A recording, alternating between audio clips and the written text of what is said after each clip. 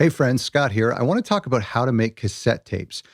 This is something, I'm not an expert. There's a tons of great indie tape labels out there, and you're best to really just go follow them on Instagram and support them. And in fact, if you want to learn about DIY tapes or commercial tapes, then go and support these labels and actually buy some of these tapes and have them shipped to you, and you'll get to see how they're made. But I have some examples I'm going to show you today. But I want to run through some quick things about where to get them made, how much it's going to cost and how long it's going to take, talk a little bit about the audio and the packaging, and I have some examples to show you. I'm going to try to blast through this super quick. I've also am putting together a checklist for if you want to have tapes duplicated. If you're a record label or you're a DIY artist and you want to make cassette tapes, go to otherrecordlabels.com/tapes. There'll be a link in the description below, but go to otherrecordlabels.com/tapes. I'm putting together a little checklist, a couple things to keep in mind when you're making tapes for your label or as an independent artist. Okay, so where to get them made? There's two companies that I know that I have friends who have used. One is NAC, and they're in America, and that stands for National Audio Company, and I think they've been around for decades. They've been doing this. They haven't really stopped since the actual popularity of cassettes. And then in Canada, but they ship everywhere, is duplication.ca, also a very popular company. I've used them multiple times. I've always been very happy, great customer service. And I think, definitely with duplication, I know they have an online quote generator. So you can change the parameters and the specifications of your tape project, and it'll adjust the price accordingly. So I really like that company. They seem pretty good. But you know what? Ask around if you're from Europe or outside of North America, then join our Facebook community, facebook.otherrecordlabels.com, and ask some other labels from Europe or other parts of the country or other parts of the world where they get their tapes made. How much does it cost? Well, it all depends on how intricate the packaging is, like how many panels the J card has, or what type of stamping you do on the cassette, or how long the cassette is. So that could change everything, but you could get it all the way down to $2 if you go really minimal on how things are, $2 each, and you can get it all the way up to $10 if your quantity is low. So I know with like someone like duplication.ca, you can actually press, well, it's not really pressing, but you can actually manufacture as low as like 20 tapes, which I've done before. It's kind of cool. But when you add some of the features into it, the tape cost gets up to about $10 each, which isn't a huge deal, because if you sold them at $10 each, you would just break even, maybe keep one for yourself. But if you're looking to actually make a profit on these, then you want to be doing closer to 50 units as a minimum, and you want to be getting your prices down to $2 or $3 each. I've seen people price them online anywhere between $6 US all the way up to $10 US. I know major labels, when they do major label cassettes, they're upwards around $15, which I think a lot of people don't like.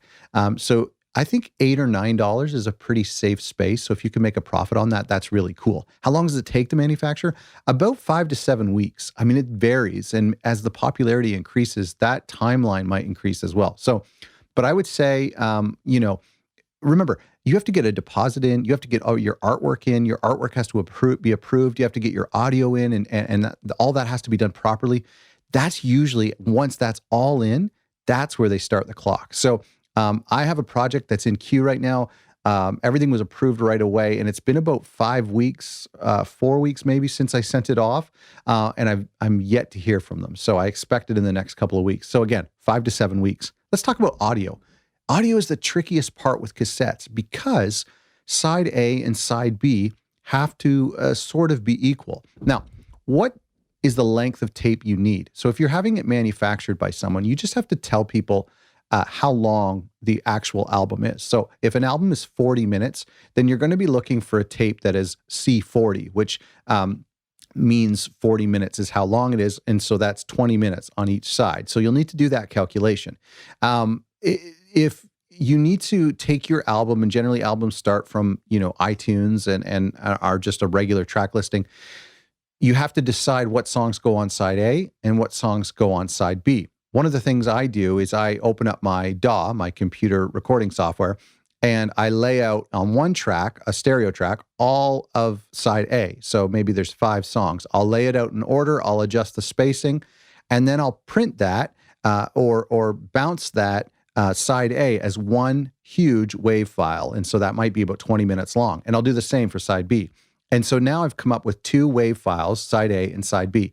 That's how I like to send the audio to the manufacturer, but you can do it however your manufacturer wants. You can send them each individual tracks and just tell them which ones go on side A and side B. Now, remember, when tapes were popular, there was this problem that side A had to be equal to side B, or you'd have this long empty space on one of the sides, which is very common. That's happened before. So here's some ways to kind of combat that.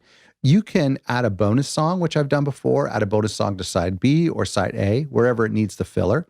You can readjust the track listing. So your cassette release has a different track listing than the vinyl release or than the digital release. That's actually kind of a cool bonus feature. Or you could just leave it empty space. And so when you get to the end of side B, there might be a minute of dead space. Not a huge issue. Fans aren't they'll understand. It's an old format. Packaging, let me show you some examples. This is a cool thing. So on the tape, by the way, this is a stamp. And so it's a stamper, and they take a color tape, you get to pick the color, and they do a different stamp on either side. This is a clear case. This is called a J card, I think, because it looks like a J. And so this is, I'm not sure, I think this is technically 4 panels, 1, 2, 3, 4, but you might want to check with your plant to confirm that. This is beautiful packaging. I love this. This is probably one of the more expensive ways you can go. Here is my tape. Now listen, this is interesting because instead of a stamper, you can actually get a sticker here, which is much cheaper than having a stamp made of your tape artwork. And so that's what you see here, but it's actually a clear sticker. And so the text on here is on a clear sticker, which you can actually see some of the bubbles. So that's a little bit cheaper looking, but that was on a red tape. And here's another 4-panel J card. I didn't print on this side. I'm not sure why. I probably saved a bit of money in doing that, but this was also in a clear case. Here's another cool one. Oh, look at this. This is white on white. Look at how matte this tape is. There's no screws. Oh, sorry. And they did a pad stamp, but only on one side, this side A. And then you can assume this is side B, right? Oh, look at that. That's like a matte paper. I love it. It's white on white. They did a barcode on this side here and then hand numbered it. This is, I bought this just because I thought the packaging was so beautiful. The music is kind of droney. It's cool. This is my friend, Basement Revolver. They did a blue tape, and then just, this is like glued. It's just a piece of paper from a typewriter or a printer.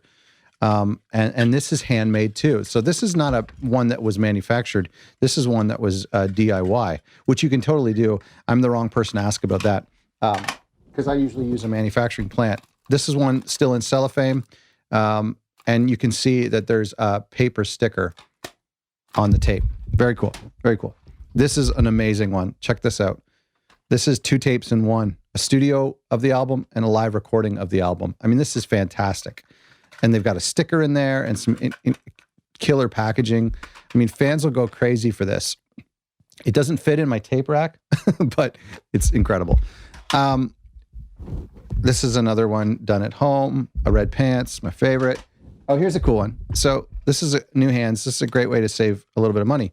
So this is a super clear tape.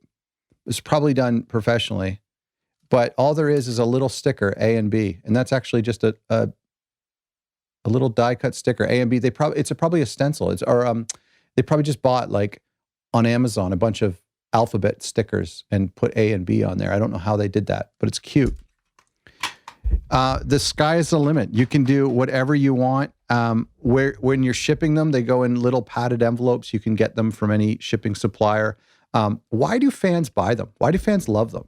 Well, a lot of times you get a download code with them, so it still scratches that itch of having the album in iTunes or Spotify or whatever. In fact, I buy tapes from people, but then I save the album in Spotify, so the artist is kind of getting double the money. But I love tapes because I love having a collection. It's just a kind of a geeky thing.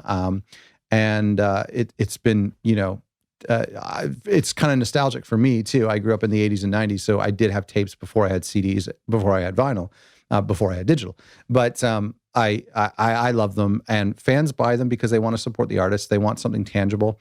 A lot of fans I've heard buy them and don't listen to them. I have a tape deck. I don't know if you can see it, and I have a collection of tapes. And I say once a month, maybe I get a chance to listen to them. But I just love having them. And maybe as they come out with more Walkmans in modern times with Bluetooth or with rechargeable batteries, then more people will listen to them. But that's not your problem. Customers want to support artists. They want a tangible product. So yeah, do tapes. Tapes are great. I hope you found this helpful. Go to otherrecordlabels.com/tapes.